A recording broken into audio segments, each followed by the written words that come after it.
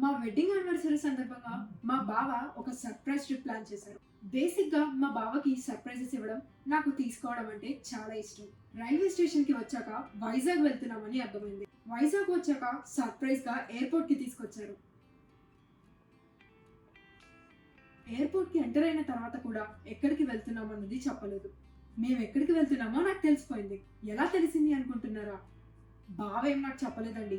Immigration వాళ్ళు అడగడం వల్ల తెలిసింది సింగపూర్ అని. సింగపూర్ రీచ్ అయిపోయాము. మా ఫైనల్ డెస్టినేషన్ సింగపూర్ కాదండి.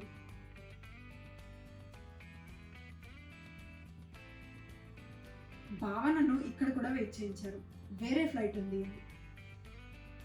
ఫైనల్ గా 8 hours సస్పెన్స్ తర్వాత తెలిసింది మేము వెళ్ళబోయే ప్లేస్ బాలి అని.